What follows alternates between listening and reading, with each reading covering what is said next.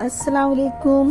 क्या हाल चाल है आप लोगों के। आई होप आप लोग बिल्कुल खैरियत से होंगे और मैं भी बिल्कुल ठीक। तो जनाब आज संडे है और संडे मॉर्निंग जो है वो तो पता ही है कि मेरे लिए पहले से ही नाश्ता तैयार होता है। जैसे कि पहले ही बताया मैंने कि संडे को हमारे यहाँ फ्री क्लिनिक होती है और बहुत सारे लोग होते हैं, तो यहाँ पर हलवा पूरी और सब चीज़ों का इंतज़ाम होता है, सब खाते हैं। तो मेरे हस्बैंड जो है वो हमारे घर के लिए भी सबके लिए सुबह से नाश्ता आके रखा हुआ होता है, साथ में पूरी, चने का सालन, आलू के सालन, हलवा, अचार। मतलब बहुत ही मज़ेदार सुबह के स्टार्ट होता है क्योंकि मुझे नाश्ता नहीं बनाना होता। तो आज का दिन मेरे लिए बहुत ही अच्छा होता है कि सुबह उठ के जो है वो सबसे पहले मैं अपने मज़ेदार नाश्ता करते हैं हम लोग। पहले बच्चे भी उठ चुके थे तो सब साथ ही नाश्ता कर रहे थे हम लोग।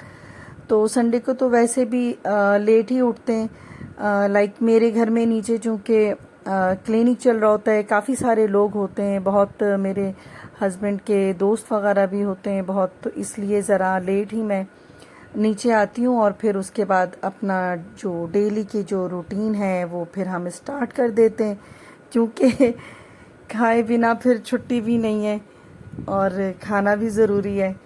तो इस वक्त मैं फिर नाश्ते के बाद थोड़ी बहुत सफाई के बाद जो है वो अपने खाने की तैयारी में लग जाऊंगी।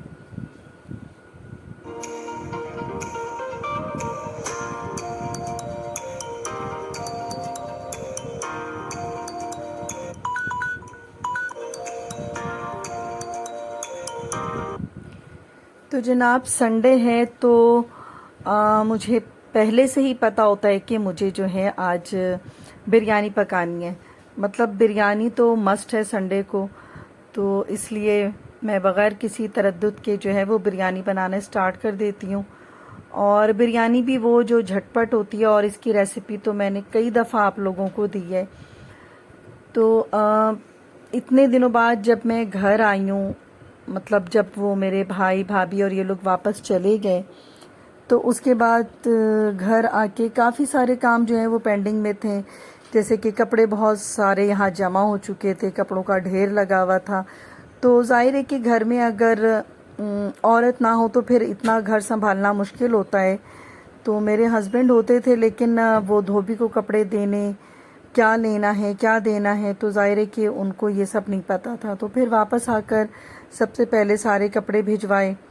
कुछ कपड़े जो हैं वो इतने ज़रूरी नहीं होते कि उन्हें धोबी को दिए जाएं, तो इतने सारे काम थे। थोड़ी सी सफाइयाँ थीं, डस्टिंग थी, चीज़ों पर धूल मिट्टी इतनी जम जाती है, मतलब हवा में इतनी मिट्टी होती है, तो मतलब समझ नहीं आता है ना कि घर भी पूरा बंद है लेकिन इतनी मिट्टी। तो खैर एक दो दिन तो इसी सफाई में ही निकल गए कि थोड़ी इधर भी सफाई कर लें, कमरों की भी झाड़ पोंछ हो गई, फर्नीचर भी साफ़ कर लिया। तो बस इन सारे कामों के बाद अब डेली रूटीन में वापस आ चुकी हूँ मैं। तो यहाँ पर मैं बिरयानी की रेसिपी बता देती हूँ। मैंने इसके पहले भी ये रेसिपी बताई है और जो कि बहुत ही मज़ेदार, बिलीव करें कि इतनी मज़े की बिरयानी बनती है इस रेसिपी से कि जब ये बिरयानी मैं दम दे रही थी तो मेरे हस्बैंड ऊपर से आते हुए कह रहे थे कि इतनी खुशबू फैली हुई है पूरे घर में। तो ये सुन के मेरा दिल काफ़ी खुश हो गया था कि आज की बिरयानी बहुत अच्छी है। जब कोई तारीफ़ कर दे तो मेहनत वसूल हो जाती है, और रियली में इतने मज़े की बिरयानी बनी थी। तो मैं रेसिपी बता देती हूँ कि बस मैंने एक तरफ जो है वो चिकन में थोड़ी नमक और कुटी मिर्च डाल के उन्हें गलने के लिए छोड़ दिया था। इस तरह जो है ये काम बहुत जल्दी हो जाता है कि एक साइड पर चिकन गल रही होती है और एक साइड पर जो है मैंने प्याज ब्राउन करके उन्हें बाहर निकाल लिया, और इसी ऑयल में मैंने टमाटर डाल दिया थे ताकि वो भी जल्दी से गल जाए। क्योंकि एक टमाटर के साथ अगर चिकन डालें तो दोनों मिलके बहुत ज़्यादा, टमाटर भी अपना पानी बहुत छोड़ता है और चिकन भी, इसलिए मैं दोनों को सेपरेट ही इस तरह से कर लेती हूँ। तो वहाँ पर जो है अब मैंने इसके अंदर ड्राइड मसाले डाले हैं। टमाटर जब गलने पर आ गई तो इसके अंदर मैंने अपने घर के अदरक, लहसुन, नमक, कुटी मिर्च थोड़ी और थोड़ा सा जो है वो सूखा पिसा धनिया डाल दिया है। और इसके बाद शान के जो वो रेडीमेड मसाले हैं, बम्बई बिरयानी या जो भी होती है शान की बिरयानी मसाला, मैंने उसके तकरीबन 1.5 पैकेट डाल दिए, क्योंकि मेरे पास चिकन भी 1.5 किलो थी और चावल भी तकरीबन 1.5 किलो ही थी या उससे कुछ ज़्यादा। तो इसके अंदर ये 2 पैकेट मैंने डाल दिए और वहाँ पर देखिए कि मसाला कितनी जल्दी तैयार हुआ है। मतलब जितना मैं आपको जिस तरह बता रही हूँ बिल्कुल इसी स्टेप के साथ करें तो ये बिरयानी आधे घंटे में ही तैयार हो जाए, या अगर मैं कुछ ज़्यादा बोल रही हूँ तो 1 घंटे के अंदर तो आपकी बिरयानी रेडी होगी। इतनी जल्दी कोई बिरयानी नहीं बनती है। तो यहाँ पर बस ये चिकन भी गल चुकी थी तो मैंने साथ ही चिकन डाल दिया, और जो प्याज पहले ब्राउन करके निकाली थी उसको 1 पाव दही के साथ मैंने पीस लिया। और इस स्टेज पे आके जब मैं चिकन भी डाल चुकी हूँ और मसाला भी रेडी है तो मैंने यहाँ पर प्याज और दही भी डाल दिया। तो ऐसे प्याज और दही को इतने पकाने की ज़रूरत तो है नहीं, क्योंकि प्याज भी पहले से ब्राउन है। तो बस तेल को ऊपर आने का इंतज़ार करना है, और ये 5 से 7 मिनट में कौरमे का तेल भी ऊपर आ गया। तो इतनी जल्दी ये कौरमा तैयार हुआ है और इतना ही टेस्टी ये बिरयानी है कि मतलब आप बनाएंगे तो लोग तारीफ़ किए बिना नहीं रहेंगे। लाइक ये किसी रेस्टोरेंट की बिरयानी से कम नहीं होती है। तो आप ये सोच रहे होंगे कि अपनी बिरयानी की इतनी तारीफ़ हो रही है। मैं ख़ुद नहीं करती, मेरे सारे रिश्तेदार जो हैं इस बिरयानी की और मेरी पकाई हुई बिरयानी की बहुत ही तारीफ़ करते हैं। तो इसलिए मैं आप लोगों से ज़रूर कहूँगी कि इस रेसिपी को ज़रूर ट्राई कीजिए।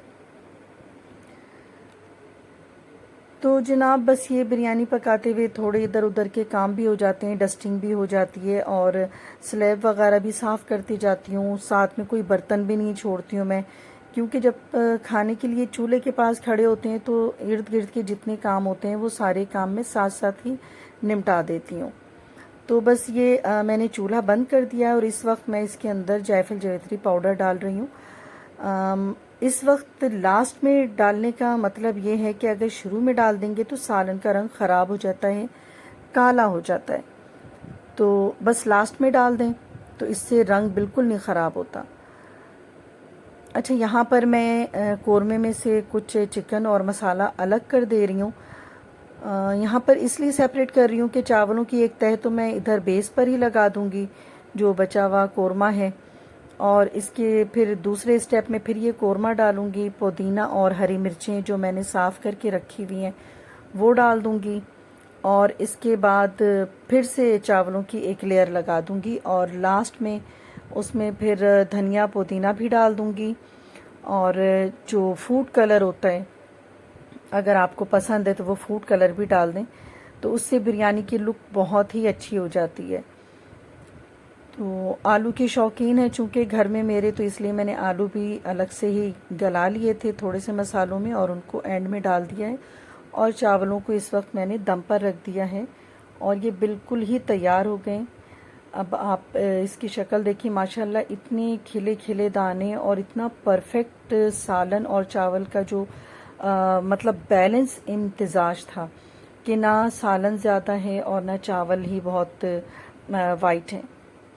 तो बस यहाँ पर जो है दोपहर भी हो चली थी, मतलब लेट ही थे क्योंकि नाश्ता भी लेट ही हुआ था, तो इसलिए यहाँ पर फटाफट खाना भी लगा दिया। और बच्चे और मेरे मियाँ तो मतलब बहुत ही बेताब हो रहे थे खाने के लिए कि इतनी अच्छी खुशबू है, और माशाल्लाह बहुत खाना खाया। तो बस अब मैं इजाज़त चाहूँगी। अपना बहुत ख्याल रखिएगा और मेरे वीडियो को लाइक करें, शेयर करें, सब्सक्राइब कीजिए। अल्लाह हाफिज़।